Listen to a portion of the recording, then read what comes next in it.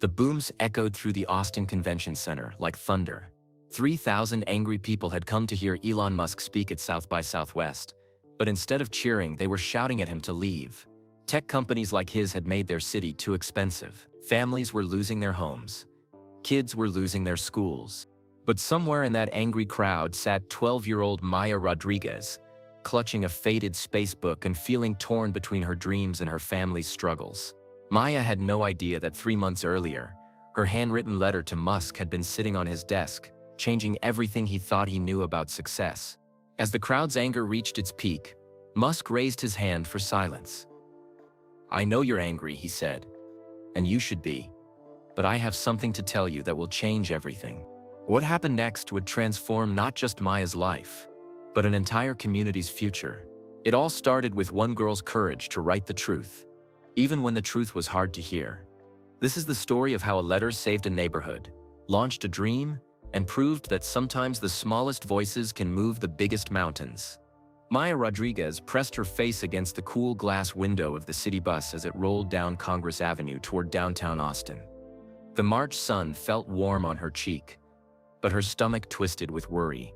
Today was supposed to be special. Today, she would finally see her hero in person. "Mija, sit back in your seat," said Abuela Carmen in Spanish, gently pulling Maya away from the window. Her grandmother's weathered hands were soft, but strong from years of working in restaurant kitchens across Austin. Maya's older brother Diego sat across from them, his arms crossed and a frown on his face. At 16, he thought he was too cool for family trips, especially ones involving his little sister's space obsession. But their parents had to work both their jobs today, so Diego got stuck babysitting duty. "I still don't understand why we're gonna see this guy," Diego muttered, adjusting his earbuds. "He's just another rich dude who doesn't care about people like us." "Diego, don't be mean," Maya said, though her voice came out smaller than she meant. Deep down, a tiny part of her wondered if her brother might be right. The Austin Convention Center came into view, its modern glass walls reflecting the Texas sky.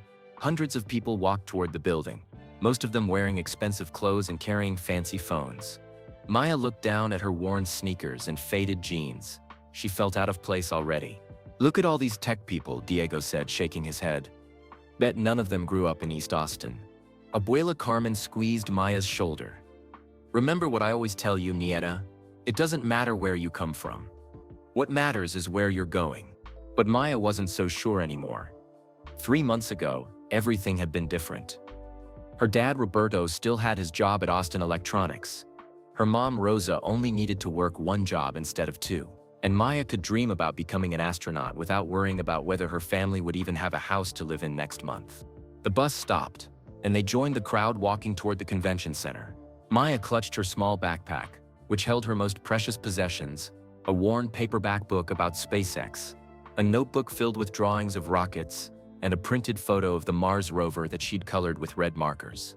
Inside the convention center, the main hall buzzed with excitement. A massive screen showed the South by Southwest logo, and tech music pumped through speakers. Maya had never been in a room with so many people before. The space felt huge and overwhelming. "This way," Abuela Carmen said, leading them toward their seats. Maya had saved her allowance for 3 months to buy the cheap tickets in the back section. From here, the stage looked tiny and far away.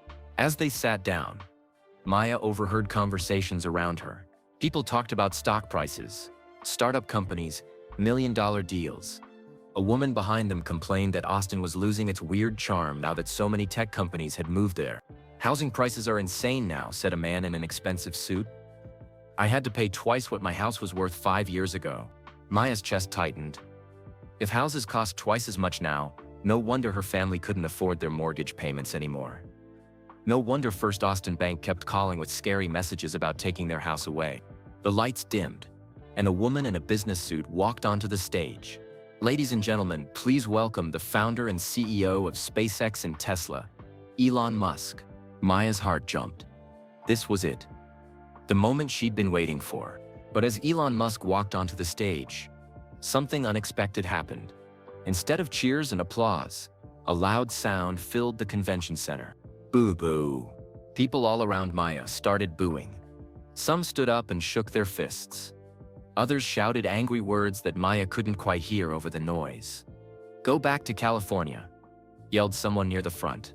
"You ruined our city," shouted another voice. Maya felt confused and scared. This wasn't supposed to happen. People were supposed to cheer for Elon Musk. He was the guy who sent rockets to space and built electric cars to help the planet. Why was everyone so angry? Diego leaned over to her. "See? I told you this was a bad idea." But Abuela Carmen looked thoughtful. "Sometimes people boo because they're hurt," she said quietly. "Not because they're mean." On stage, Elon Musk stood calmly despite the loud booing. He was tall and thin, wearing a simple black t-shirt and jeans. Maya had seen him in videos before, but he looked different in person. Older, more tired. The boom continued for what felt like forever. Maya wanted to disappear into her seat. Some people near them started leaving, shaking their heads and muttering complaints. "This is embarrassing," said the woman behind them. "I paid good money for these tickets." Maya felt tears building in her eyes, but she tried not to cry. She had dreamed of this day for so long. She had imagined asking Musk questions about Mars exploration and rocket engines. Instead, she was watching her hero get booed by thousands of angry people. Finally, Musk raised his hand. The gesture was simple but somehow powerful.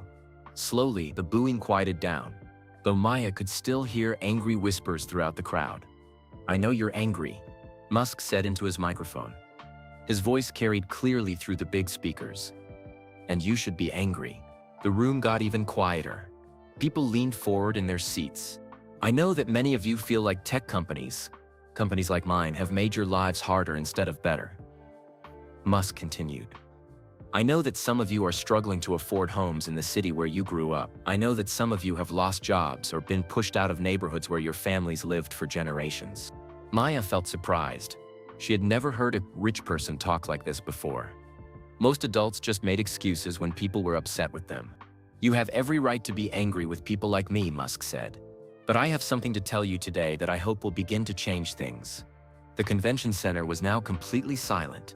Even Diego had taken out his earbuds and was paying attention. Musk paused and looked out over the crowd. For just a moment, Maya thought his eyes might have landed on her section of seats.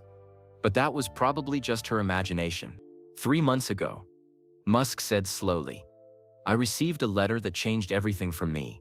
It came from right here in Austin, from a 12-year-old girl in East Austin, to be specific." Maya's heart stopped beating. She felt like the whole world had suddenly gone quiet except for the sound of blood rushing in her ears. "Her name is Maya Rodriguez," Musk continued. Maya heard Abuela Carmen gasp. Diego's mouth fell open as he stared at his little sister. "And what she wrote in that letter made me realize that we can't build the future in space if we're destroying communities here on Earth." Maya felt like she couldn't breathe. Everyone in her section was now looking at her. Some people were pointing and whispering. The woman behind them said, "Oh my God, is that her?" "Maya?" Diego whispered. "What did you do?" But Maya couldn't answer. She was remembering that cold December night when she had sat at her little desk, angry and sad and scared about her family losing their house. She was remembering the letter she had written by hand on notebook paper, pouring out all her feelings and fears and dreams. She had mailed it to SpaceX headquarters, but she never thought anyone important would actually read it. She definitely never thought Elon Musk himself would know her name. "Mija," Abuela Carmen whispered, taking Maya's hand. "What did you write to him?" On stage, Musk reached into his pocket and pulled out what looked like a folded piece of paper. Even from far away, Maya could see it was notebook paper, the kind she used for school. "This letter," Musk said, holding it up for everyone to see, "is going to change how SpaceX and Tesla do business in Austin. It's going to change how we think about our responsibility to the communities where we work. And I hope it's going to help turn your anger into something better, into hope for the future."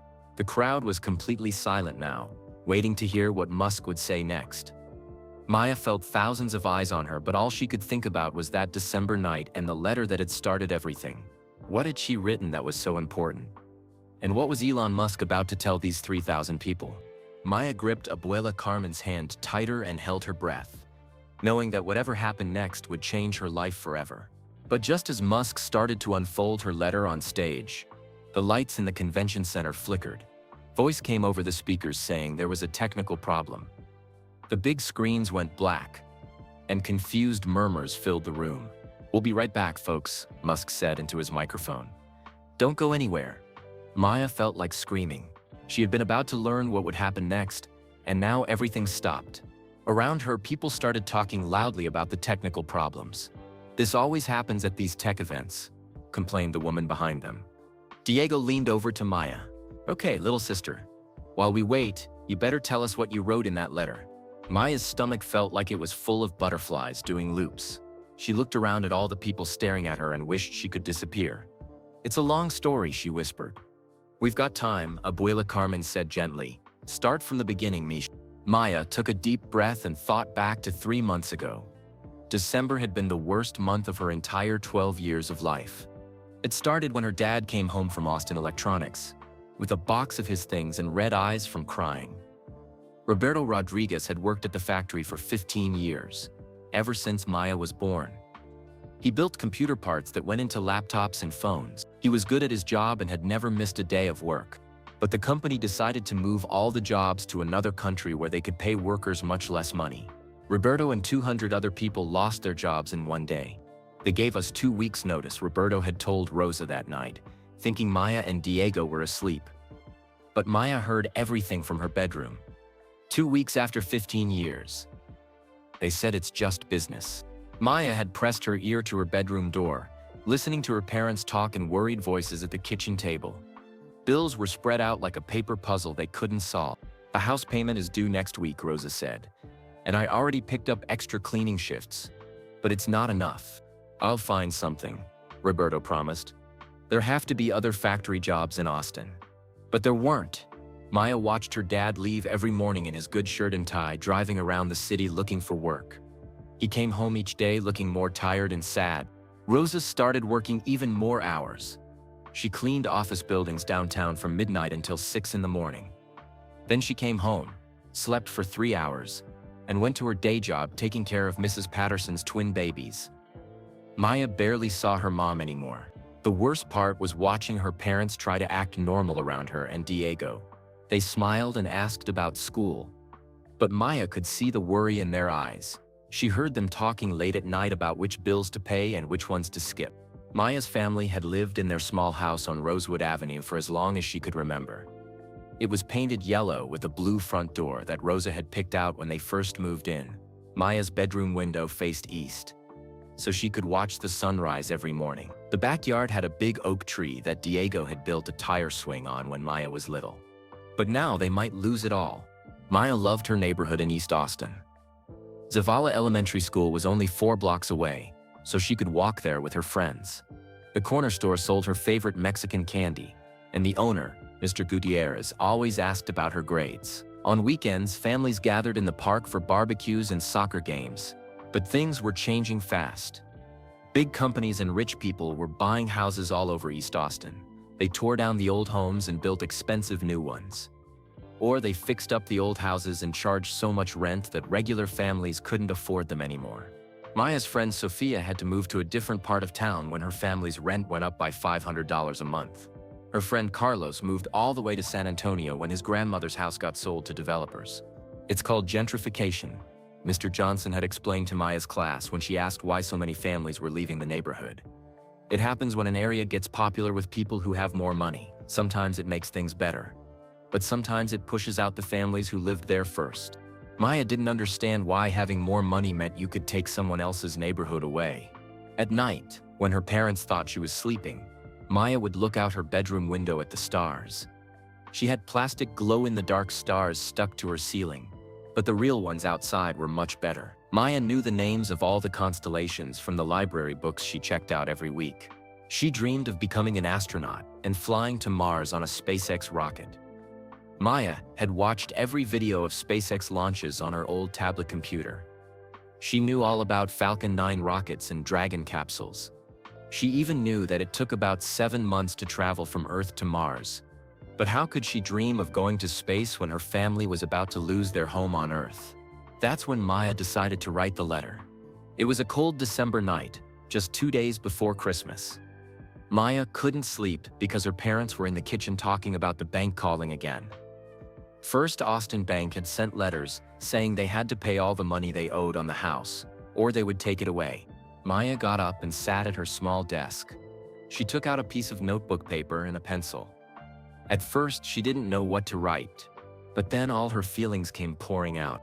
She wrote about her dad losing his job and her mom working 2 jobs, but still not making enough money. She wrote about families in her neighborhood having to move away. She wrote about feeling scared and angry and confused. But Maya also wrote about her dreams.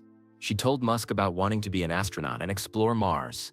She wrote about loving science and math, even though some kids at school said girls weren't good at those subjects. And then Maya wrote the words that would change everything. Words that came from deep in her heart, where all her biggest feelings live. Mr. Musk, she had written, you make rockets that can go to space. But what good is reaching for the stars if we can't keep our feet on the ground? Diego stared at his little sister as she finished telling the story. You really wrote that to Elon Musk? Maya nodded. I didn't think he would actually read it. What else did you write? Abuela Carmen asked. Maya felt embarrassed, but she continued. I asked him to help families like ours. Not by giving us money, but by creating good jobs right here in Austin. I told him that if rich people and big companies are going to move to our city, they should help the people who are already here instead of pushing them out. The lights in the convention center suddenly came back on. The screens lit up, and Elon Musk returned to the stage. Sorry about that, folks, he said. Now where were we? Oh yes, Maya Rodriguez's letter. Maya's heart started beating fast again. Around her, people pointed and whispered. Some took pictures with their phones. Musk held up her letter again. This 12-year-old girl asked me a question that I couldn't stop thinking about, he said. She asked what good it does to reach for the stars if we can't keep our feet on the ground. Maya heard several people in the audience say, wow, and that's deep. Maya's letter made me realize that SpaceX and Tesla have a responsibility to the communities where we work. Musk continued. We can't just take the best and brightest people from a city without giving something back to everyone who lives there. The crowd was listening carefully now. No one was booing anymore. So today, I'm announcing something that Maya's letter inspired, Musk said. But first, I want Maya and her family to come up here on stage. Maya felt like her heart stopped beating. Go on stage? In front of all these people? No way, she whispered. But Abuela Carmen stood up and pulled Maya to her feet. Come on, Misha. This is your moment. I can't, Maya said. But her legs were already moving as Diego and Abuela Carmen guided her toward the stage. As they walked down the long aisle, Maya wondered what Musk was going to announce. And she wondered if ever it would be enough to save her family's house and her neighborhood. What she didn't know was that Musk's announcement would change not just her family's life, but the lives of thousands of families across Austin.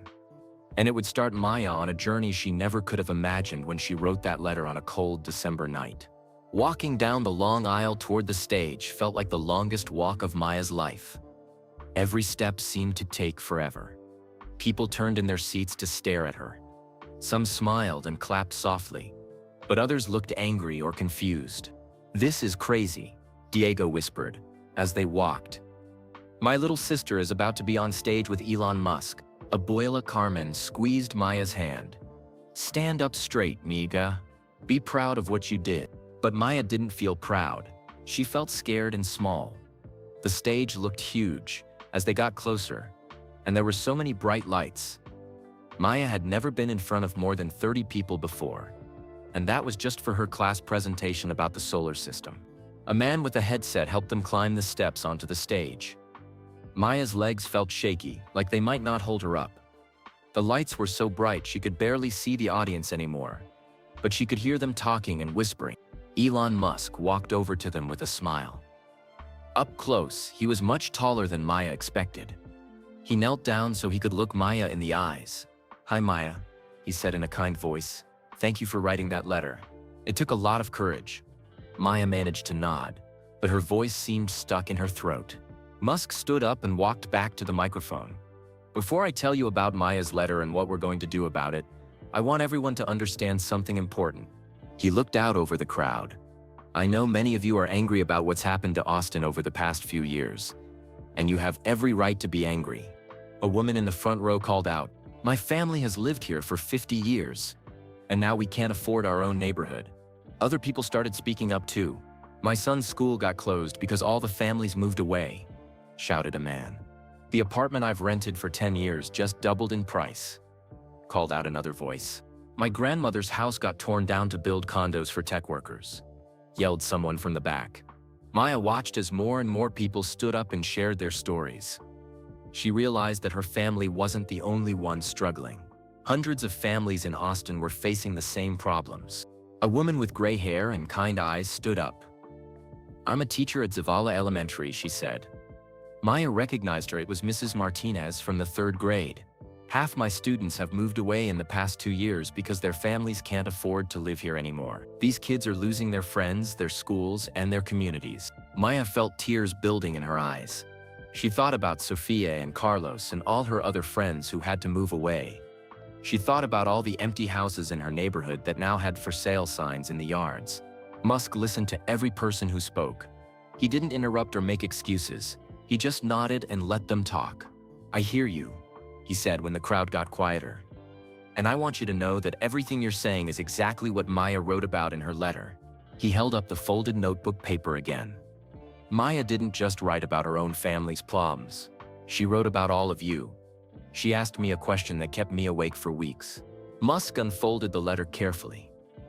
Maya could see her handwriting on the paper, written in pencil and a little smudged. Maya wrote, Mr. Musk, you make rockets that can go to space. But what good is reaching for the stars if we can't keep our feet on the ground? How can kids like me dream of going to space if we don't even have a safe place to live on Earth? The convention center was completely quiet now. Maya could hear her own heartbeat. And then, Musk continued. Maya asked me to do something that no one had ever asked me before. She didn't ask for money or charity. She asked me to help create good jobs for people who already lived in Austin. She asked me to think about families like hers when SpaceX and Tesla make business decisions. Maya remembered writing those words on that cold December night. She had been angry and scared, but she had also been hopeful. She believed that if she explained the problem clearly enough, maybe someone with power would care enough to help. Maya's letter made me realize something important. Musk said, when big companies move to a city, we often focus on bringing in new workers from other places. We forget about the people who already call that place home. An older man in the audience stood up. So what are you going to do about it? He asked. It's nice that you listen to us, but listening doesn't pay our rent or save our houses. Other people murmured agreement. Maya could feel the crowd getting restless again. They wanted action, not just words. You're absolutely right, Musk said. That's why I spent the last 3 months working with my teams at SpaceX and Tesla to create a plan. A plan that Maya's letter inspired. Maya's heart started beating faster. What kind of plan? Starting next month, SpaceX and Tesla are launching a new program called Austin Roots, Musk announced. Over the next 2 years, we're going to hire 1,000 local workers. Not people moving here from other cities, but people who already live in Austin. Some people in the crowd started clapping, but others still looked skeptical. These won't be just any jobs, Musk continued. We're talking about good-paying careers in engineering, manufacturing, and technology. Jobs that will allow Austin families to afford to stay in Austin. A young man called out, what if we don't have college degrees? What if we don't know about rockets and electric cars? That's the best part, Musk said with a smile. We're opening a new training center right here in East Austin. We'll teach local residents everything they need to know, and we'll pay them while they learn. Maya felt a flutter of excitement. A training center in East Austin? That was her neighborhood. But there's more, Musk said. Austin Roots will also help families like Maya's buy homes in their own neighborhoods. We're partnering with local banks to offer special loans that people can actually afford. The crowd was getting more excited now. People were standing up and clapping. Some were crying happy tears. But Maya noticed something that made her stomach feel worried. Near the back of the convention center, she saw a man in an expensive suit who was not clapping. He was talking angrily on his phone and shaking his head. Maya recognized him. It was Mr. Henderson from First Austin Bank, the same bank that was trying to take away her family's house. And Mr. Henderson looked very, very unhappy about what Elon Musk was saying. Furthermore, Musk continued, starting immediately, SpaceX is opening the Austin Space Academy. Local students will be able to learn about rocket science, robotics, and space exploration right here in their own community. Maya's eyes went wide. A space academy? In Austin? The best students from the academy will receive full scholarships to college, Musk said. And after graduation, they'll have guaranteed jobs at SpaceX. The crowd was cheering now. People were hugging each other and wiping away tears. Maya felt dizzy with excitement and disbelief, but she kept looking at Mr. Henderson, who was now walking quickly toward the exits, still talking angrily on his phone. Maya, Musk said, turning to look at her. Your letter didn't just inspire a business plan. It reminded me why we explore space in the first place. We do it to make life better for everyone, not just for the people who can afford rocket tickets. Maya found her voice at last. Thank you, she said into the microphone, though her voice came out small and squeaky. Thank you for listening. The crowd cheered even louder. People chanted Maya, Maya, Maya, until Maya felt her face turn red with embarrassment and pride. As they walked off the stage a few minutes later, Maya felt like she was floating. Everything Musk had nailed sounded like a dream come true. Good jobs for her dad, training programs, help buying houses, and even a space academy for kids like her. But as they made their way back to their seats, Maya caught one more glimpse of Mr. Henderson near the exit. He was pointing at her and talking to two other men in suits. They all looked angry and determined. Maya had a sinking feeling that saving her community might not be as easy as Elon Musk made it sound. Some people clearly didn't want things to change, even if it would help families like hers. And something told Maya that Mr. Henderson and his bank were not going to give up without a fight. But for now, Maya tried to push those worried thoughts away. As they walked back through the convention center, people kept stopping to talk to her. A reporter with a camera asked if she would answer some questions. A woman from the newspaper wanted to take her picture. I can't believe this is happening, Maya whispered to Abuela Carmen. Believe it, Mija, her grandmother said with a proud smile. You did something very brave. On the bus ride home, Diego kept shaking his head in amazement. My little sister just changed Austin, he said. Wait until Mom and Dad hear about this. But Maya was thinking about that December night when she had written the letter. She remembered exactly how she felt, and every word she had put on that piece of notebook paper. Hearing Musk read parts of it on stage brought back all those feelings, the anger, the fear, and the hope. It had been December 22nd, just 3 days before Christmas. Maya should have been excited about presents and vacation from school. Instead, she lay in bed listening to her parents worry about money in the kitchen. The bank called again today, her mom Rosa had said in a tired voice. Mr. Henderson wants to meet with us next week. What's the point? Roberto had replied. We already told him we can't make the full payment until I find a new job. He said something about speeding up the process. Whatever that means. Maya had pulled her blanket over her head, but she could still hear every word. She knew what speeding up the process meant.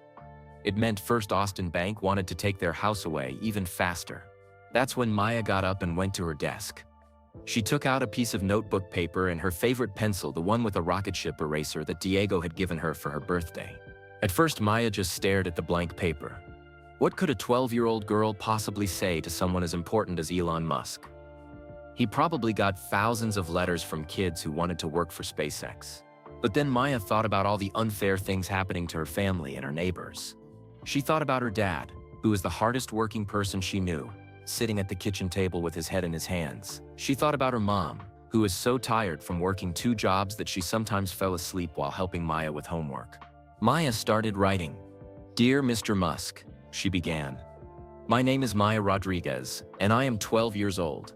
I live in East Austin, Texas, and I want to be an astronaut when I grow up. She told him about watching every SpaceX launch video and reading every book about Mars exploration that the library had.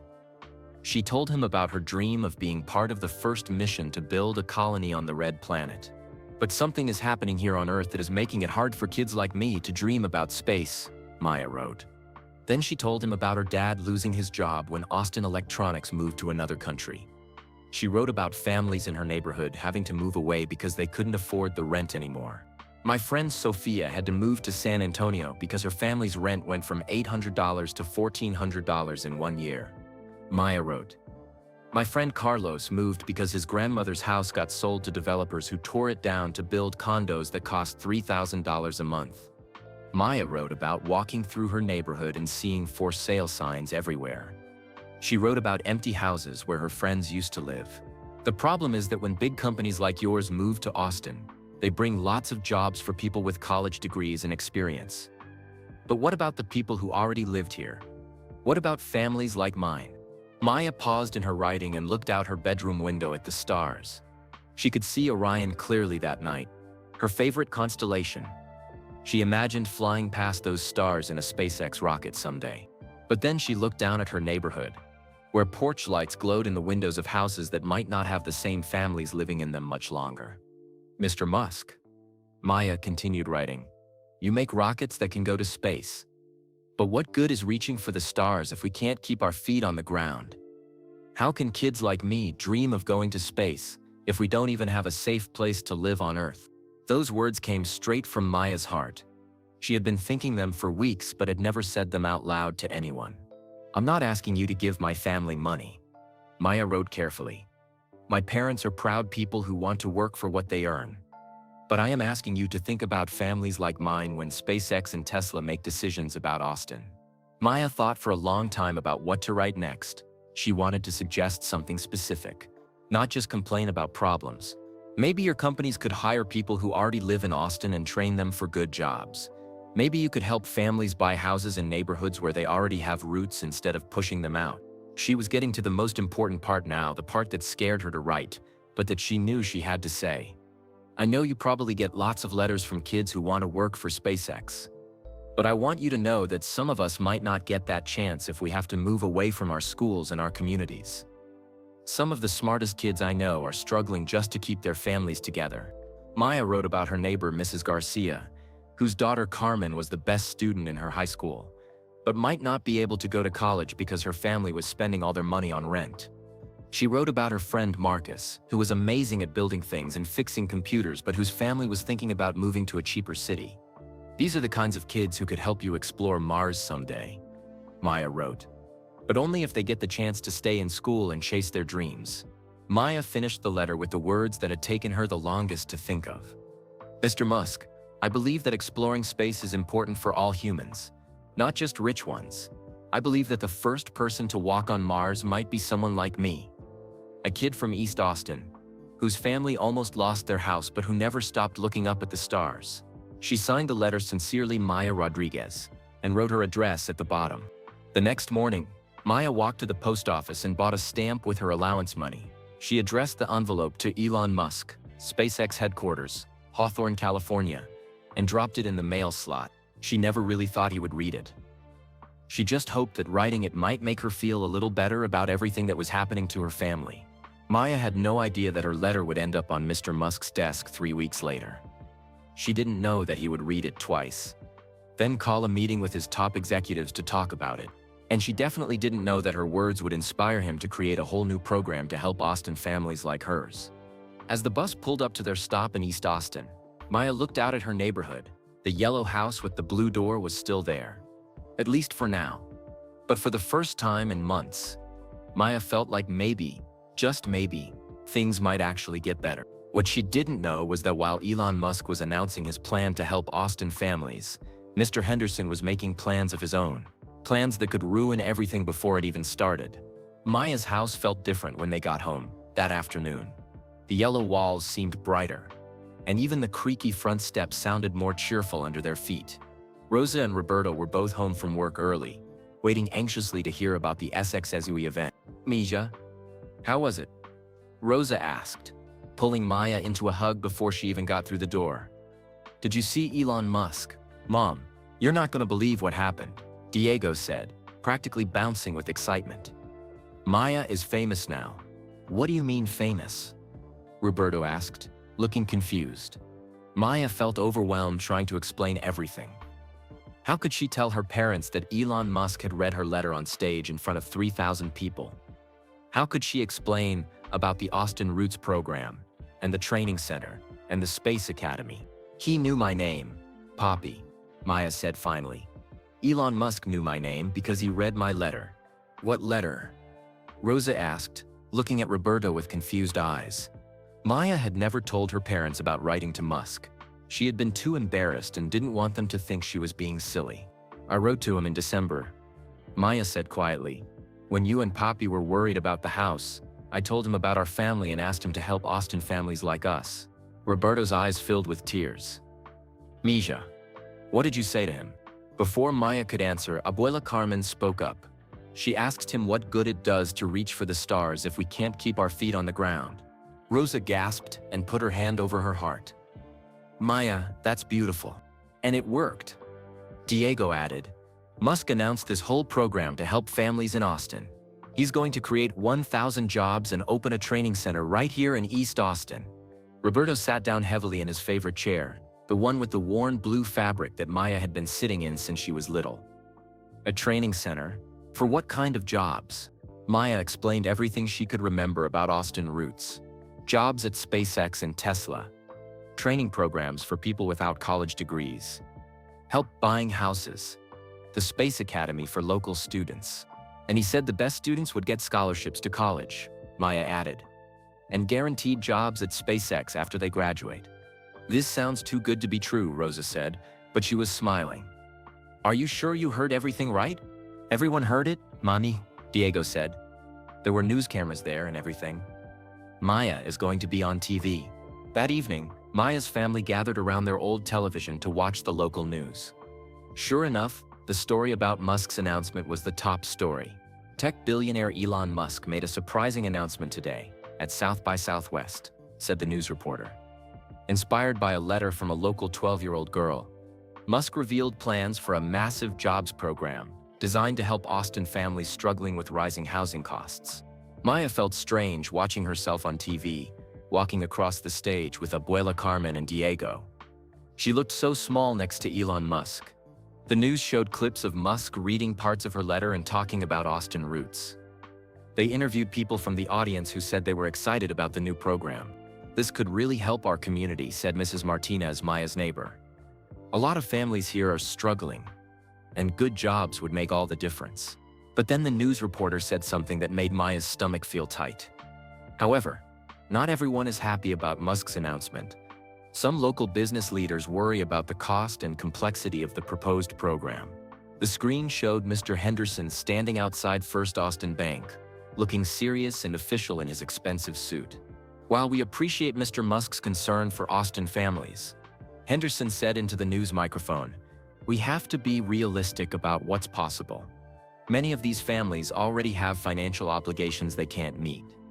Creating new programs doesn't solve existing debt problems." Maya felt a chill run down her spine. When Mr. Henderson said existing debt problems, she knew he was talking about families like hers, who owed money on their houses. "The responsible thing," Henderson continued, "is to help families transition to housing they can actually afford, rather than encouraging them to take on more debt they can't pay back." Maya's father made an angry sound. "Transition to housing we can afford. He means kick us out of our neighborhood." The news story ended with the reporter saying that Musk's Austin Roots program would begin accepting applications next month, but that it would take time to create all the promised jobs and training programs. After the news ended, Maya's family sat quietly for a moment. Maya could tell her parents were thinking the same thing she was thinking. Musk's program sounded wonderful, but it wouldn't start for weeks or maybe months. Meanwhile, First Austin Bank wanted their house payment now. "When is our next meeting with the bank?" Maya asked quietly. Roberto sighed.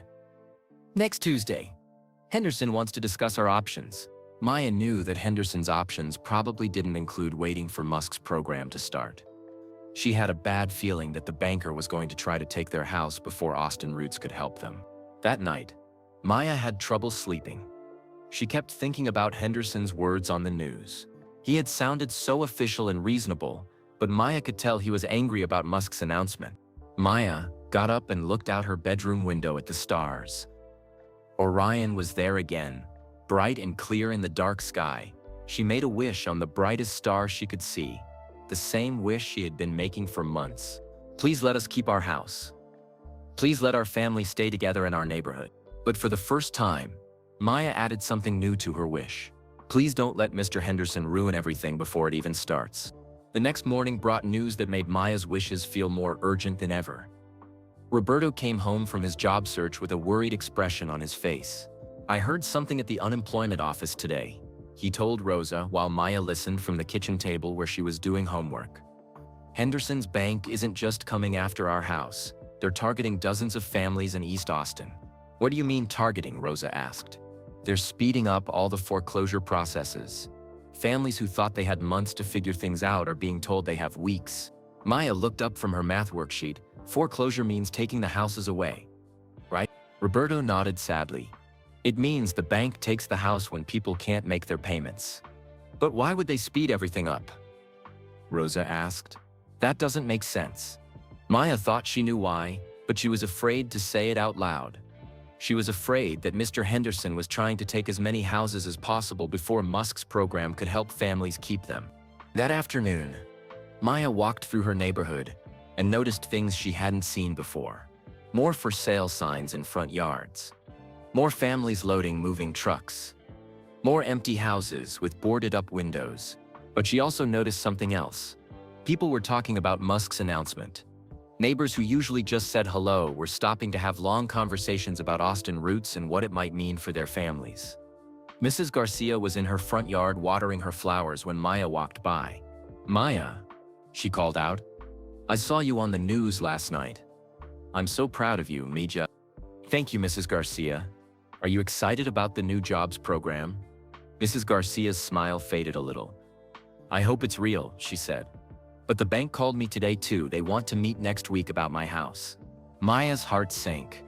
Mrs. Garcia was one of the kindest people in the neighborhood. She had lived in her small greenhouse for 20 years and always gave out the best candy on Halloween. "Maybe Mr. Musk's program will start soon enough to help," Maya said hopefully. "Maybe," Mrs. Garcia said, but she didn't sound very sure. As Maya walked home, she realized that Henderson wasn't just coming after her family's house. He was coming after the whole neighborhood. And if he succeeded in forcing families out before Austin Roots could help them, Musk's wonderful program wouldn't matter. There might not be any community left to save. Maya knew she had to do something. Her first letter had inspired Elon Musk to create Austin Roots. But now she needed to find a way to stop Mr. Henderson from destroying everything before the program could even begin. She just wasn't sure how a 12-year-old girl could fight against a powerful bank. But she had to try, because her family's home and her entire community depended on it. The next morning at school, Maya couldn't focus on anything. During math class, she kept thinking about Ms. Garcia and all the other families getting calls from First Austin Bank. During science class, she wondered if there would even be kids left in the neighborhood to attend the new Space Academy when it opened. Maya's teacher, Mr. Johnson, noticed she seemed distracted. After the other students left for lunch, he asked her to stay behind. "Maya, I saw you on the news last night," Mr. Johnson said with a kind smile. "That was quite an accomplishment. You should be proud." "I am proud," Maya said. "But I'm also worried." "About what?" Maya told Mr. Johnson about Henderson speeding up the foreclosures and trying to take houses away before Austin Roots could help families. She told him about Mrs. Garcia and the other neighbors who might lose their homes. "That doesn't sound fair," Mr. Johnson said. "Sometimes when people have power, they try to use it in ways that hurt others. But you know what I've learned in my years of teaching?" "What?" "Sometimes the bravest people are the ones who seem the smallest. You proved that when you wrote to Elon Musk. Maybe you can prove it again." Maya felt a spark of hope. "But what can I do? I'm just a kid." "Kids have more power than they think," Mr. Johnson said. "Especially when they bring people together for something important." That afternoon, Maya had an idea. If Mr. Henderson was targeting lots of families, maybe those families could work together to fight back. Maybe they could help each other instead of facing the bank alone. Maya walked through her neighborhood after school, knocking on doors and talking to her neighbors. She discovered that Henderson was right. Many families had gotten scary letters or phone calls from First Austin Bank. Mr. and Mrs. Gomez had lived in their house for 15 years, but they lost their jobs when the restaurant where they worked closed down. The bank wanted them to leave in 3 weeks. Ms. Williams was a single mom with 2 little kids.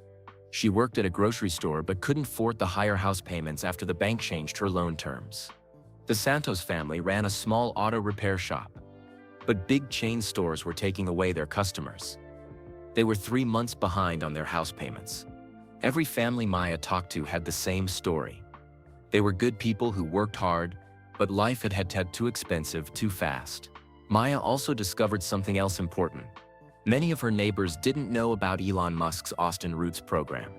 They had been too busy working and worrying to watch the news or read about it online. "You mean there might be new jobs coming to East Austin?" asked Mrs. Gomez when Maya explained about the training center. "And help buying houses?" added Miss Williams. Maya felt excited as she shared what she had learned at SXASV, but she also felt frustrated because the families needed help right now. Not in a few months when Austin Roots got started. That evening, Maya talked to her family about her idea. "I think we should have a meeting," she said over dinner, "all the families who are having trouble with the bank. Maybe if we work together we can figure out how to fight back." "That's a good idea, Mija," said Rosa. "But where would we have a meeting? And who would come?" "I can ask Mr. Johnson if we can use my classroom at school," Maya said. "And I already talked to 8 families today who said they want to help each other." Diego looked impressed. "My little sister is becoming a community organizer." "What's a community organizer?" Maya asked. "Someone who brings people together to solve problems," Roberto explained. "Like what you're doing." Maya liked the sound of that. A community organizer. Someone who helped people fight for what was right. The meeting was set for Saturday morning at Zavala Elementary. Maya spent the rest of the week walking through the neighborhood, telling people about it.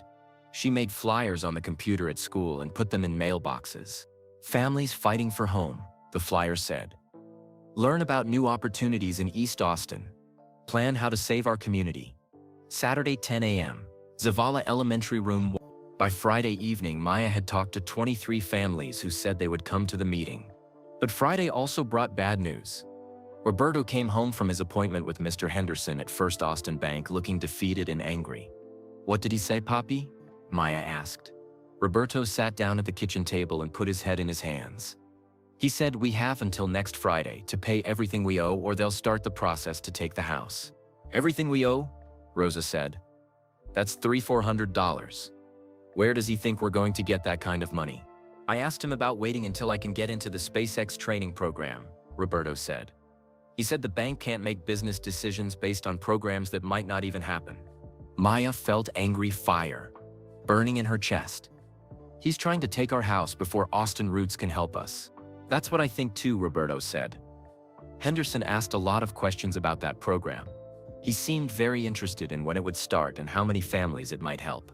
Maya was now sure that Henderson was racing against time. He wanted to take as many houses as possible before Musk's program could save them. "What are we gonna do?" Rosa asked quietly. "We're gonna fight," Maya said with determination. "Tomorrow at the meeting, we're gonna figure out how to fight back together."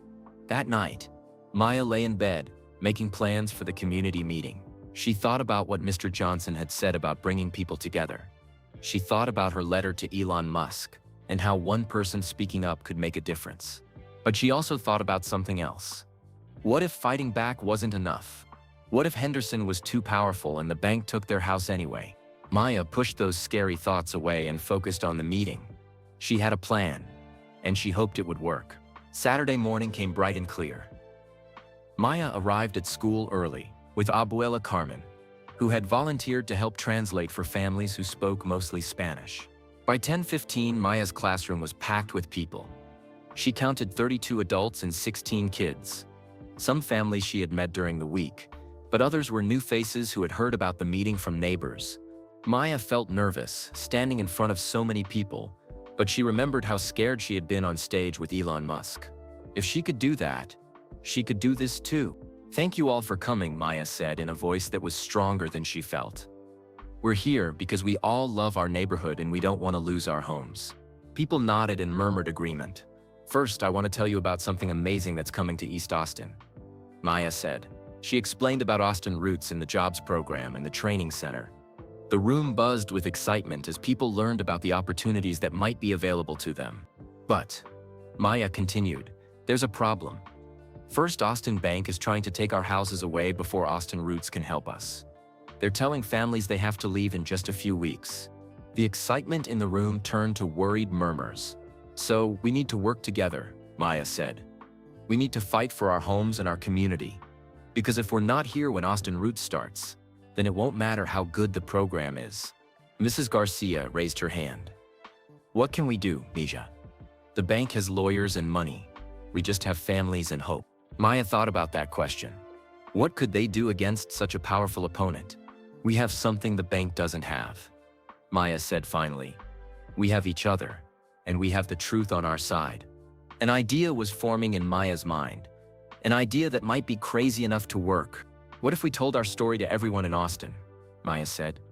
What if we made sure people knew what Henderson's bank is doing to our families? You mean like protests? Asked Mr. Santos. I mean like fighting back with the truth, Maya said. The same way I fought back when I wrote to Elon Musk. Maya looked around the room at all the worried faces. These were good people who deserved to keep their homes.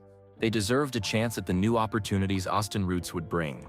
And Maya was determined to help them get that chance. No matter how hard Henderson and his bank tried to stop them. Who's ready to fight for our neighborhood? Maya asked. Every hand in the room went up. Maya felt a rush of excitement and fear at the same time. Looking at all those raised hands, she realized that 32 families were counting on her to help them save their homes. That was a lot of responsibility for a 12-year-old girl. Okay, Maya said, trying to keep her voice steady. Let's make a plan. For the next hour, the families shared ideas about how to fight back against First Austin Bank. Some people wanted to hire a lawyer, but lawyers cost money that most families didn't have. Others suggested calling the mayor or city council members. Mrs. Garcia had a different idea. What if we tell our stories to the newspapers and TV stations? Maya got Elon Musk's attention with one letter. Maybe we can get the whole city's attention if we work together. That's a great idea, said Miss Williams. People need to know what Henderson's bank is really doing to our families. Mr. Santos raised his hand. My cousin works at the Austin American-Statesman newspaper. Maybe she could help us contact a reporter. Maya felt the energy in the room growing. People were getting excited about the possibility of fighting back, instead of just giving up. We should also contact the TV stations that covered Maya's story, suggested Diego, who had been quietly taking notes. They already know about Austin Roots. They should know that the bank is trying to stop it from helping people. Abuela Carmen spoke up in Spanish, and then translated for everyone. She says we should have a peaceful protest outside the bank, Diego explained, to show Henderson that we won't be scared into giving up our homes. Maya loved that idea. Like the civil rights marches we learned about in school? Exactly like that, said Mr. Johnson, who had come to the meeting to help.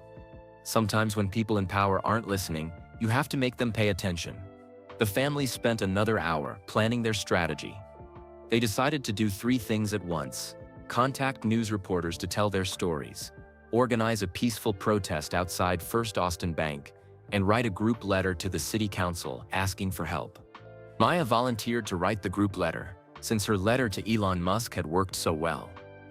Mrs. Garcia's daughter Carmen, who was in high school, offered to help contact reporters. Mr. Santos said he would organize the protest and make sure it stayed peaceful and legal. When should we do the protest? Asked Mrs. Gomez. Maya thought about her family's deadline.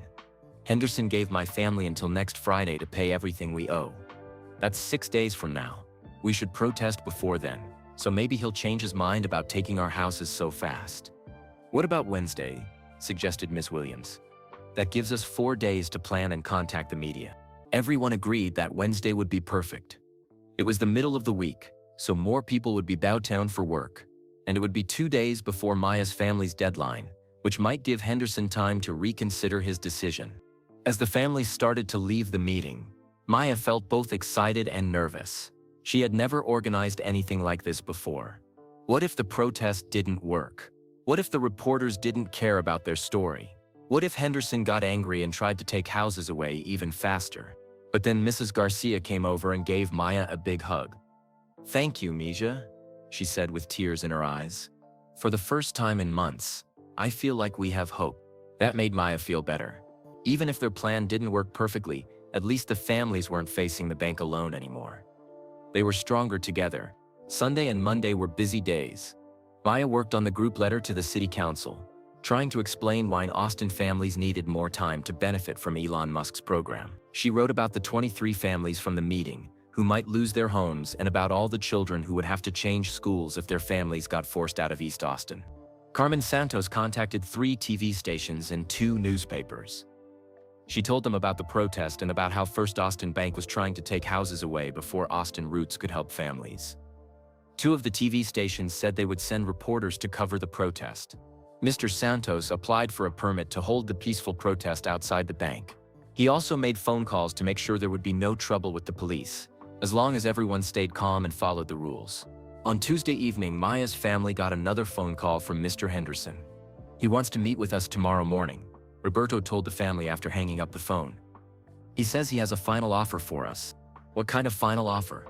Rosa asked. He wouldn't say over the phone, but he sounded different. Less friendly than before. Maya wondered if Henderson had heard about the planned protest.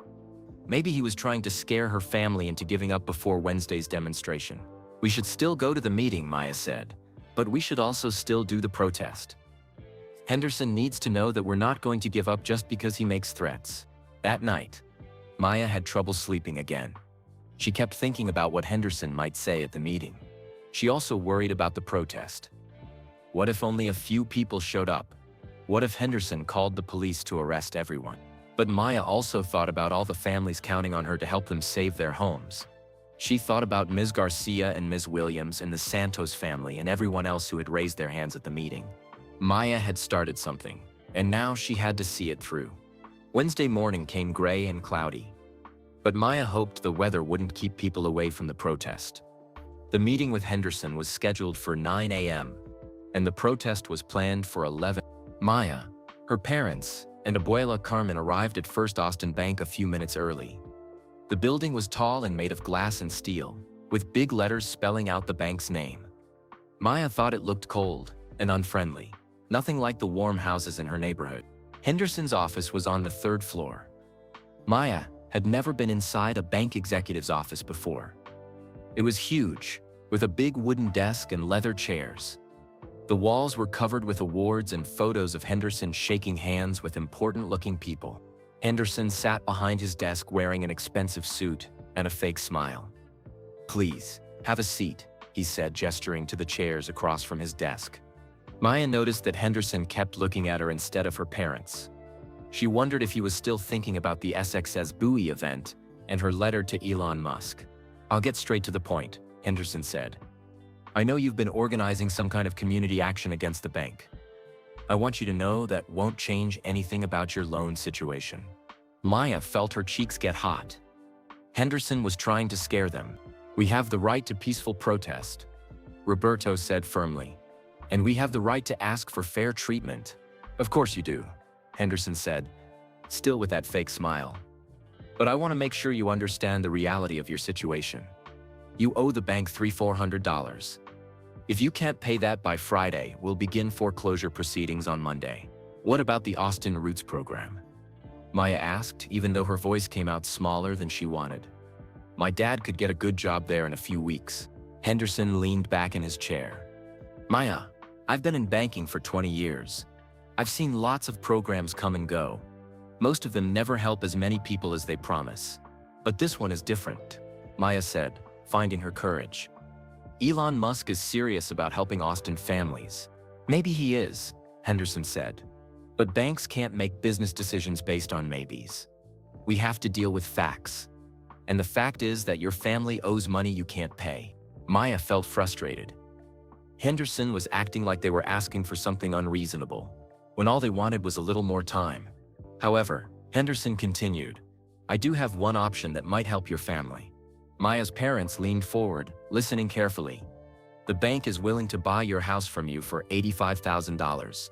That would pay off your loan and give you about $15,000 to help with moving expenses." Maya's heart sank. Henderson wanted them to sell their house and move away. "Where would we live?" Rosa asked quietly. "There are lots of affordable neighborhoods outside of Austin," Henderson said. "Places where $15,000 would be enough for a deposit on a rental house. But our family has lived in East Austin for 3 generations," Roberto said. "Our roots are here. Maya's school is here." Henderson shrugged. "Sometimes families have to make difficult choices. This offer expires Friday at 5 p.m., same as your loan payment deadline. Maya realized what Henderson was doing. He was trying to get them to give up their house voluntarily instead of fighting to keep it. If they took his offer, they would be gone before the protest could help them, or before Austin Roots could create new jobs. "We need to think about it," Roberto said. "Of course," Henderson said, standing up to show the meeting was over. "But don't wait too long. This is the best offer you're going to get." As they walked out of the bank, Maya felt angry and determined at the same time. Henderson thought he could scare her family into giving up. But he was wrong. In 2 hours, dozens of families would be standing outside his bank, telling everyone in Austin what he was really doing to their community. And Maya was going to make sure their voices were heard. 2 hours later, Maya stood on the steps of First Austin Bank holding a homemade sign that read "Homes for Families, not profits for banks." Around her, 43 people from East Austin held their own signs and chanted peacefully. "Save our homes. Save our community," they called out together. Maya felt amazed at how many people had come. Not just the families from Saturday's meeting, but neighbors and friends who wanted to support them. Even some people from other parts of Austin had heard about the protest and came downtown to help. 3 TV news crews filmed a demonstration. Reporters interviewed families about why they were protesting and what First Austin Inc. was doing to their neighborhood. "We're not asking for free money," Mrs. Garcia told a reporter from Channel 8. "We're asking for fair treatment and a chance to benefit from the new jobs program that Elon Musk promised." Maya felt proud watching her neighbors tell their stories with confidence and dignity. They weren't begging or complaining. They were standing up for what was right. Diego helped organize the chanting while Abuela Carmen handed out bottles of water to protesters. Even Mr. Johnson had come from school to support his student and her family. The protest lasted 2 hours. People walking by stopped to read the signs and ask questions. Many of them seemed surprised to learn what was happening to East Austin families. "I had no idea the bank was doing this," said a woman in a business suit. "This doesn't seem right." But Maya noticed something that worried her. Several times during the protest, she saw Mr. Henderson looking down at them from his office window on the 3rd floor. He was talking on his phone and pointing at the crowd below. Maya wondered who he was calling and what he was planning. After the protest ended, the families felt hopeful.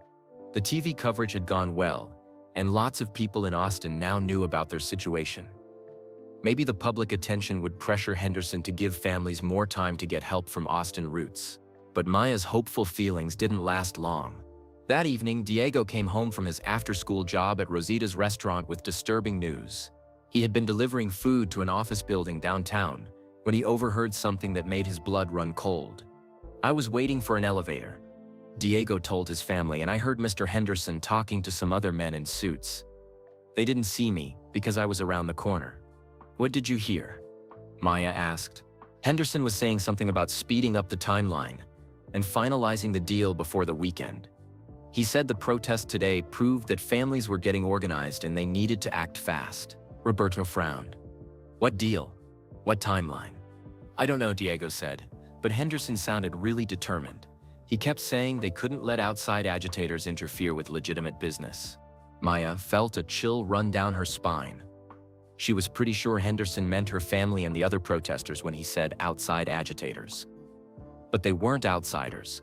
They lived in East Austin and were fighting for their own homes. "There's something else," Diego continued. Henderson mentioned something about a meeting tomorrow morning with city officials. He said they needed to make sure the right people understand the situation. Maya didn't like the sound of that. What if Henderson was trying to turn city officials against the families? What if he was making deals behind their backs? "We should warn the other families," Maya said. "If Henderson is planning something, we need to be ready." Rosa looked worried. "Ready for what, Misha? We already did our protest. We already allocated the media. What else can we do?" Maya thought about that question as she lay in bed that night. What else could they do? They were just regular families fighting against a powerful bank with lots of money and connections. But Maya remembered what Mr. Johnson had told her about kids having more power than they think. Maybe there was something else she could do. The next morning, Maya asked Diego to walk her to school a different way, past the City Hall building. She wanted to see if she could spot Henderson meeting with city officials. Sure enough, at 8:30 a.m., Maya saw Henderson walking into City Hall with 2 other men in expensive suits. One of them was carrying a briefcase and looked very official. "Should we follow them?" Diego asked. Maya shook her head. We can't get into those meetings. But maybe there's another way to find out what they're planning. At school, Maya had trouble concentrating again. She kept thinking about Henderson's secret meeting and what it might mean for her family and neighbors. During lunch, Maya decided to do something that scared her, but felt necessary. She was going to write another letter. Not to Elon Musk this time, but to someone else who might be able to help. Maya went to the school library and used one of the computers. She looked up the email address for the mayor's office and started typing. Dear Mayor Watson, she began. My name is Maya Rodriguez. I am the 12-year-old girl whose letter inspired Elon Musk's Austin Roots program. I am writing because families in my neighborhood need your help. Maya explained about Henderson's bank trying to take houses away before Austin Roots could help families. She told the mayor about the protest and about Henderson's secret meetings with city officials.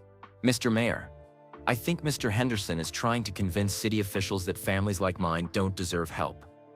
But we do deserve help. We are good people who work hard and love our community. Maya wrote about each family she had met at the community meeting. She told the mayor about Mrs. Garcia's kindness, Mr. Santos's hard work, and Ms. Williams's dedication to her children. These families built East Austin. They make it a special place with strong values and caring neighbors. If they get forced to leave, Austin will lose something important that money can't replace. Maya ended the letter with a direct request. Please don't let Mr. Henderson destroy our community before Austin Roots can help us. Please give families like mine a fair chance to stay in the neighborhood where we belong. She signed the letter respectfully, Maya Rodriguez, and included her phone number. Maya felt nervous as she hit the send button. She wasn't sure if the mayor would even see her email, much less respond to it. But she had to try. That afternoon brought news that made Maya's email feel even more urgent. Carmen Santos called Maya with information she had gotten from her cousin at the newspaper. A reporter had been asking questions about Henderson's bank and had discovered something important. First Austin Bank isn't just targeting individual families, Carmen told Maya over the phone. They're working with developers who want to buy whole blocks of houses in East Austin. What do you mean? Maya asked. The developers want to tear down all the old houses and build expensive apartments and condos. But they can only do that if they can get all the families to leave first. Maya felt sick to her stomach. Henderson wasn't just trying to collect money that families owed. He was helping developers destroy her entire neighborhood. That's why he's in such a hurry, Maya realized. He wants to get the families out before Austin Roots can help them stay. Exactly, Carmen said. And the reporter thinks Henderson might be making deals with city officials to approve the development project. Maya thought about Henderson's secret meeting that morning. Was he asking city officials to help him clear out East Austin families so developers could build expensive housing? We have to stop him, Maya said. But how? Carmen asked. He has lawyers and money and connections. What do we have? Maya thought about that question. What did they have that Henderson didn't? We have the truth, Maya said finally. And we have each other. And maybe if we're lucky, we have people in power who still care about doing what's right. Maya hoped her email to the mayor would help. But she also knew they might need to do more than write letters and hold protests. If Henderson was really trying to destroy their entire neighborhood, the families would have to fight back with everything they had. And Maya was starting to think that everything they had might not be enough to win against such a powerful enemy. But she also knew they couldn't give up. Too many families were counting on them to keep fighting. No matter how hard it got, Friday morning arrived gray and drizzling, matching Maya's worried mood. Today was the deadline. If her family couldn't pay the $3,400 they owed to First Austin Bank by 5 p.m., Henderson would start taking their house away on Monday. Maya's parents had spent the whole week trying to borrow money from relatives and friends, but no one had that much extra cash. Roberto had applied for 3 different jobs, but none of them would start soon enough to help with today's deadline. The family sat around the kitchen table eating breakfast in silence. Everyone knew this might be one of their last meals in the house where Maya had grown up. Maybe we should take Henderson's offer, Rosa said quietly. At least we'd get some money to start over somewhere else. Start over where, Mommy? Maya asked. This is our home. This is our neighborhood. Why should we have to leave just because Henderson wants to make money for developers? Roberto sighed deeply. Sometimes, Mija, fighting isn't enough. Sometimes powerful people win no matter how hard we try. Maya felt tears building in her eyes, but she refused to cry. She had come too far and inspired too many people to give up now. "We're not giving up," she said firmly. "Not today." At 8:30 a.m., Maya's phone rang. She was surprised to see an unknown number, but she answered it anyway. "Maya, this is Sarah Martinez from Mayor Watson's office. The mayor read your email and would like to meet with you and your family today at 2 p.m. Can you come to City Hall?" Maya's heart jumped. "Yes, we'll be there." After hanging up, Maya felt the first spark of hope she'd had all week. Maybe the mayor could help them. Maybe someone in power really did care about what happened to East Austin families. But the hope didn't last long. At 10 a.m., a truck from First Austin Bank pulled up in front of their house. Maya watched from the living room window as two men got out and started taking pictures of their home. "What are they doing?" Maya asked. Roberto looked out the window and his face turned pale. "They're documenting the property. Henderson is getting ready to take the house, whether we pay today or not." Maya felt anger burning in her chest. Henderson was so sure they would fail that he was already treating their house like it belonged to the bank. That's when Maya decided to do something that would either save their house or get her family in serious trouble. She was going to call Elon Musk. Maya had kept the business card that one of Musk's assistants had given her at SXSW. It had a phone number for SpaceX headquarters in California. Maya knew it was a long shot, but she had to try. Maya went to her bedroom and dialed the number with shaking fingers. "SpaceX, how may I help you?" said a professional-sounding woman. "Hi, this is Maya Rodriguez. I met Mr. Musk at SXXSW in Austin. He read my letter about East Austin families. I really need to talk to him about something urgent." "Hold on, please," the woman said. Maya waited for what felt like forever, listening to classical music and wondering if she was about to get hung up on. Then a different voice came on the line. "Maya, this is Elena, Mr. Musk's assistant. He's in a meeting right now, but he specifically asked to be notified if you ever called. What's happening?" Maya quickly explained about Henderson trying to take her family's house today, and about the developers wanting to destroy East Austin before Austin Roots could help families. "This is exactly what Mr. Musk was worried about," Elena said. "He suspected that some people might try to sabotage the program before it could get started. Can you send me details about your situation and Henderson's bank?" Maya spent 20 minutes giving Elena all the information she could think of. Phone numbers, addresses, the timeline of events, and the names of other families being targeted. "Maya, I can't promise anything," Elena said, "but Mr. Musk is very invested in making Austin Roots work. He doesn't like it when people try to prevent progress." After hanging up, Maya felt a little better but still scared. Even if Musk wanted to help, what could he do in just a few hours? At 2 p.m., Maya and her family arrived at City Hall for their meeting with Mayor Watson. Maya had never been inside the mayor's office before. It was big and formal, with a Texas flag and lots of official-looking papers everywhere. Mayor Watson was a kind-looking woman in her 50s, with graying hair and a warm smile. She shook hands with each member of Maya's family and offered them seats around a conference table. "Maya, I was very impressed by your email," the mayor said. "You explained the situation clearly and made a compelling case for why the city should care about what's happening in East Austin." "Thank you, Mayor Watson. Are you going to help us?" The mayor looked serious. "I want to help, but I need you to understand something important. The city can't interfere with private business deals between banks and homeowners. We don't have the legal authority to stop foreclosures." Maya felt her heart sink. "So there's nothing you can do?" "I didn't say that," the mayor replied with a slight smile. "While we can't stop Henderson's bank from following the law, we can make sure they're actually following the law correctly." The mayor explained that the city had been investigating First Austin Bank based on complaints from families like Maya's. They had discovered some problems with how Henderson was handling foreclosures. "It appears that Mr. Henderson has been rushing foreclosure proceedings faster than the law allows," Mayor Watson said. "Families are supposed to get more notice and more opportunities to work out payment plans." "What does that mean for us?" Roberto asked. "It means Henderson's bank has to slow down and follow proper procedures. That should give families at least 30 more days to find solutions." Maya felt relief flooding through her body. 30 days. That might be enough time for Austin Roots to start helping people. But then the mayor said something that made Maya's stomach clench with worry. "However, I need to warn you that Henderson has been meeting with city council members this week. He's claiming that the protest you organized was disruptive to downtown business. He's asking the city to restrict future demonstrations in the financial district. Maya couldn't believe what she was hearing. Henderson was trying to stop families from protesting peacefully? That's not fair, Maya said. We have the right to peaceful protest. You absolutely do, the mayor agreed. And I'll fight to protect that right. But Henderson has influence with some council members who care more about business interests than family concerns.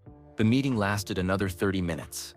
Mayor Watson promised to do everything legally possible to slow down Henderson's foreclosures and protect families' rights to organize and protest. As they walked out of City Hall, Maya felt mixed emotions. The mayor's help would buy them time, but it wouldn't solve the fundamental problem. Henderson and the developers still wanted to clear out East Austin, and they had money and political connections to help them do it. At 4:30 p.m., with only 30 minutes left before Henderson's deadline, Maya's phone rang again. Maya, this is Elena from SpaceX. Is your family at home right now? We're driving home from City Hall. Why? You need to get there as fast as possible. Mr. Musk is on his way to your house. Maya nearly dropped the phone. Elon Musk is coming to our house? He left Los Angeles an hour ago, in his private jet. He should arrive at your address in about 20 minutes. Maya told her family what Elena had said. Roberto drove faster than usual through the streets of East Austin, while Maya tried to process what was happening. As they turned onto Rosewood Avenue, Maya saw something that made her gasp. 3 black Tesla cars were parked in front of their house. A small crowd of neighbors had gathered on the sidewalk, talking excitedly and there, standing on Maya's front porch talking to Abuela Carmen, was Elon Musk himself. Maya felt like she was dreaming as she got out of the car. Elon Musk had come to her house in East Austin to help her family. But Maya also noticed something else that made her nervous. Mr. Henderson's bank truck was parked across the street, and Henderson himself was standing next to it with 2 other men in suits.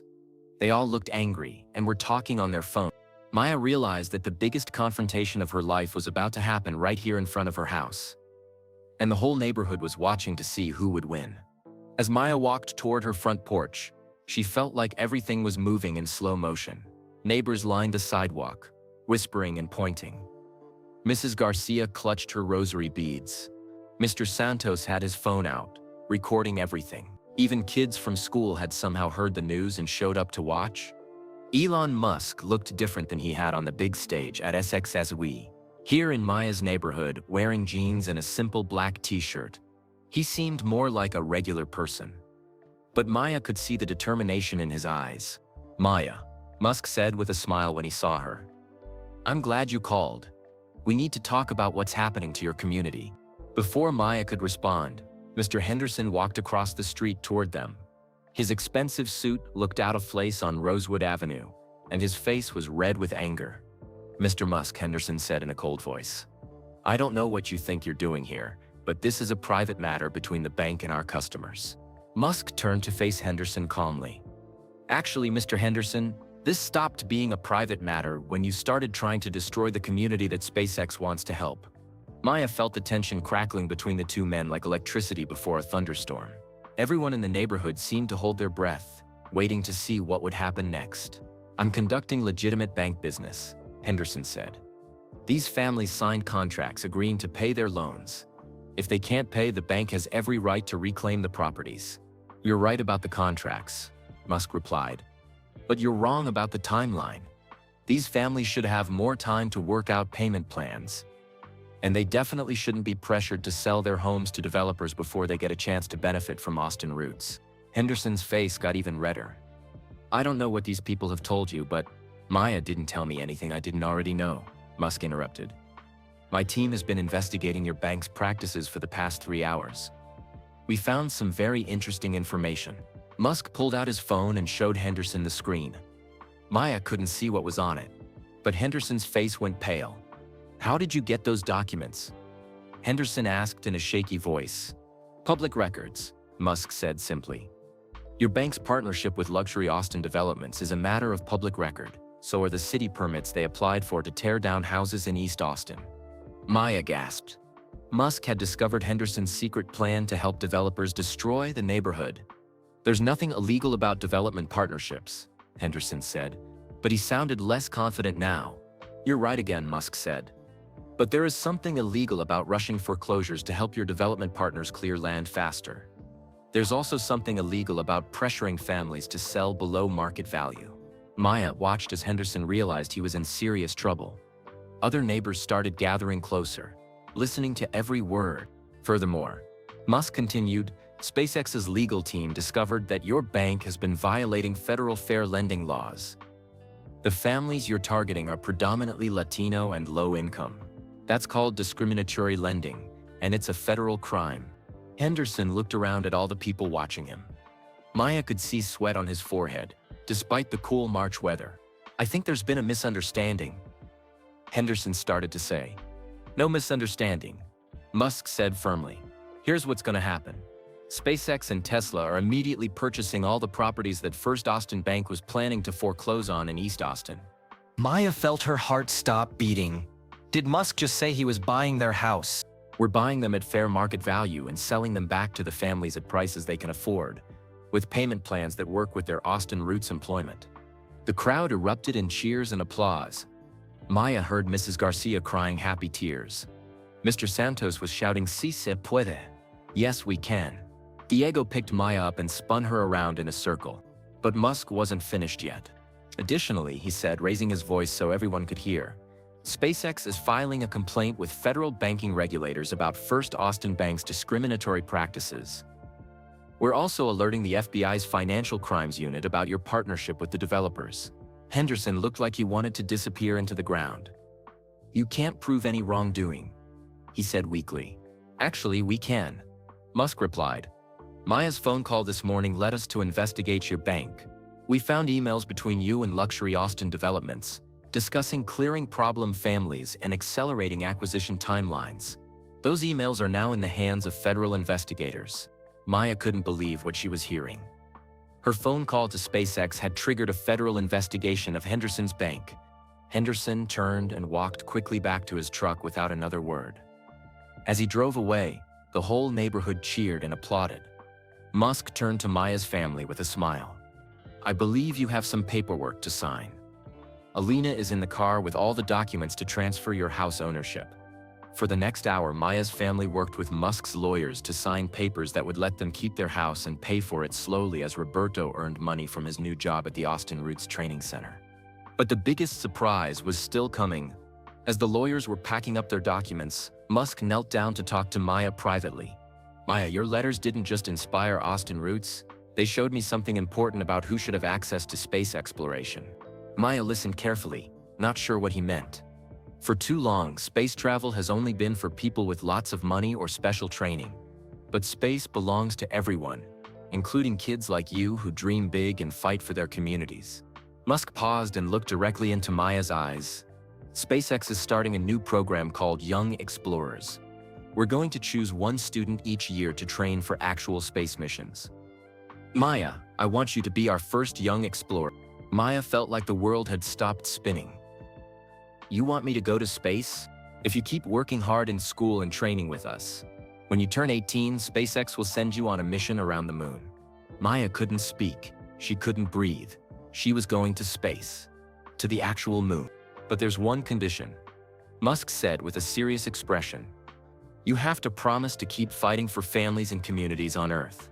Space explorers need to care about people, not just planets. Maya found her voice.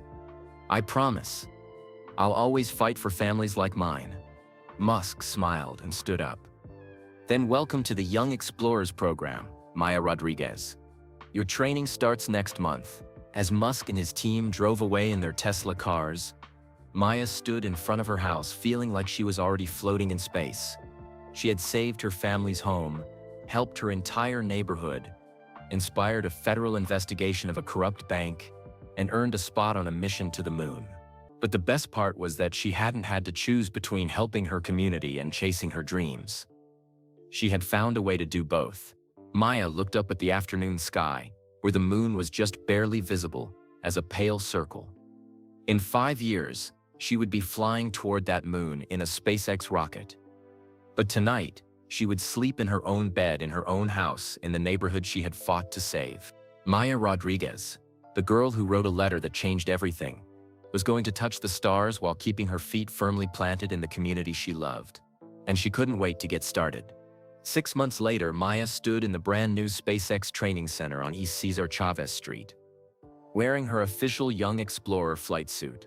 The building used to be an old warehouse, but now it was filled with rocket simulators, computer labs, and exercise equipment designed to prepare astronauts for space travel. Maya could hardly believe how much her life had changed since that December night when she wrote her first letter to Elon Musk.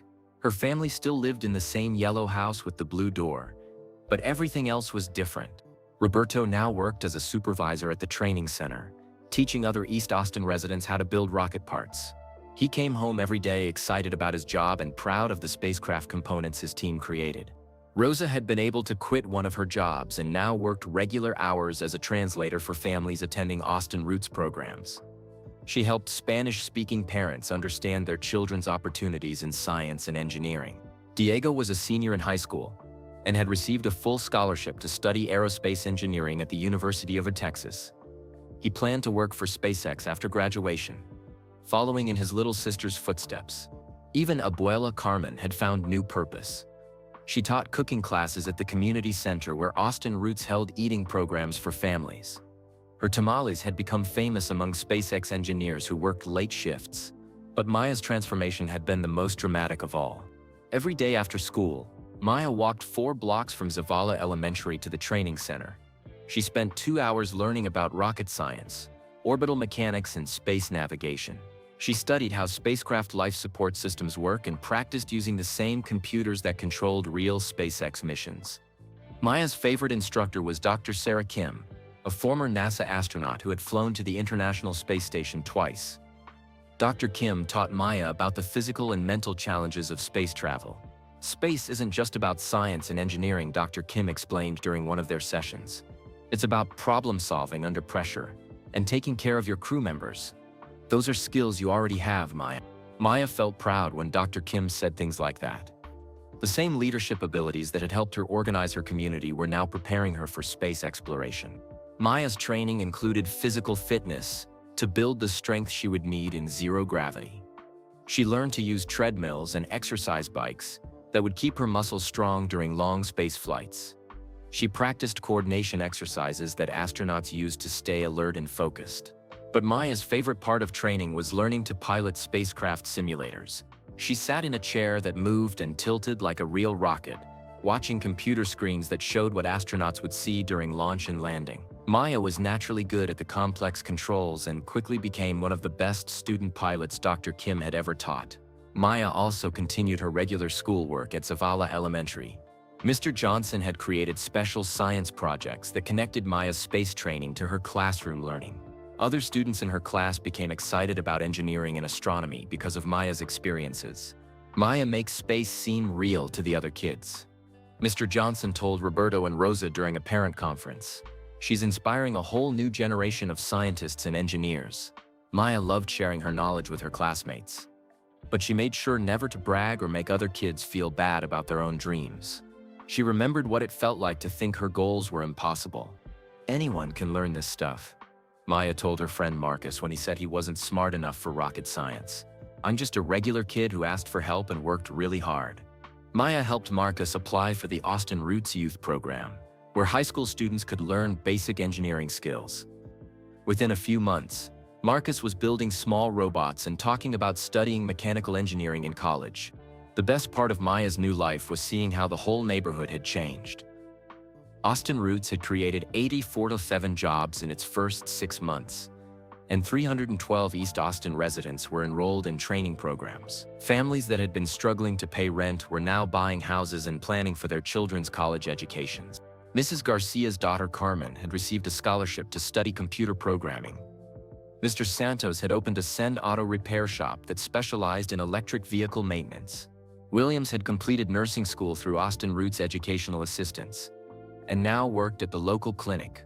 Maya often walked through her neighborhood in the evenings, seeing porch lights glowing in houses where families were building secure futures instead of worrying about eviction notices. First Austin Bank had been shut down by federal regulators after the FBI investigation uncovered extensive evidence of discriminatory lending practices.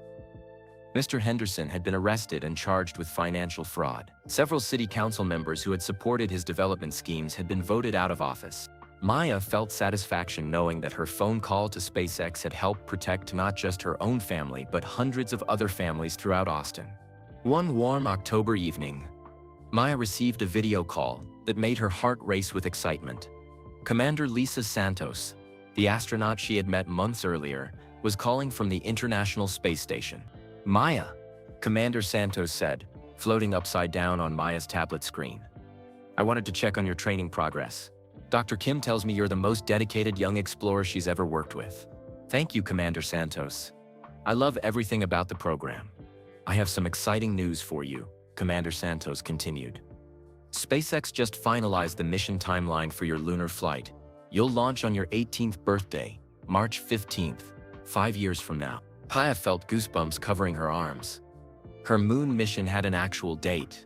"You'll spend 3 days traveling to the moon, orbit it for 2 days taking scientific measurements, and then return to Earth," Commander Santos explained. "You'll be the youngest person ever to leave Earth's orbit." Maya could barely contain her excitement, but she also felt the weight of responsibility. She would represent not just herself, but her community and all the kids who shared her dreams. "Commander Santos, will I be able to see Austin from the moon?" "Absolutely. And Maya, I want you to know that when you look down at Earth from space, you'll see something that no astronaut has ever seen before." "What's that?" "You'll see a planet where a 12-year-old girl's letter changed how we think about who deserves to reach for the stars." After the call ended, Maya walked outside and looked up at the moon, which was full and bright in the clear Texas sky. In 5 years, she would be flying around that same moon in a SpaceX Dragon spacecraft, conducting scientific experiments and taking photographs of Earth from 240,000 miles away. But Maya also looked around at her neighborhood, where porch lights glowed and families enjoyed Friday evening dinners together. She thought about Mrs. Garcia teaching her grandchildren Spanish, Mr. Santos working late in his expanded auto shop, and her own parents planning weekend trips to visit Diego at college. Maya had learned that the most important journeys weren't always the ones that took you farthest from home. Sometimes the most important journey was the one that helped you save the place where you belonged. In 5 years, Maya Rodriguez would become the first young explorer to touch the lunar surface with her spacesuit glutes.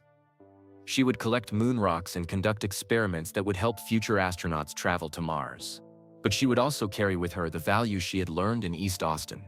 That communities are stronger when they stick together, that kids can solve grown-up problems when adults listen to them, and that reaching for the stars doesn't mean you have to let go of the ground beneath your feet. Maya looked up at the moon one more time, smiled, and walked back toward her yellow house with the blue door. Tomorrow she would continue training for the greatest adventure of her life. But tonight she was exactly where she belonged. And that was the end of Maya's incredible story, a tale of courage, community, and the power of speaking up for what's right. Maya Rodriguez showed us that no dream is too big, and no voice is too small to make a difference. From a worried 12-year-old writing a letter in her bedroom, to a future astronaut training for the moon, she proved that helping your community and reaching for the stars can happen at the same time. We'd love to know, where are you listening from today? Drop a comment and tell us your city or country. If Maya's story inspired you, please hit that like button and subscribe to our channel for many more amazing stories like this one. We share tales of real people making extraordinary differences in their communities and beyond. And here's something Maya would definitely want you to do: share this video with your friends and family. Spread the kindness and awareness that every person, no matter how young or small, has the power to change the world. Because sometimes the most important journey starts with a single letter, a brave voice, or someone who refuses to give up on their dreams. Thank you for listening. And remember, keep looking up at the stars while keeping your feet planted firmly in your community. Until next time.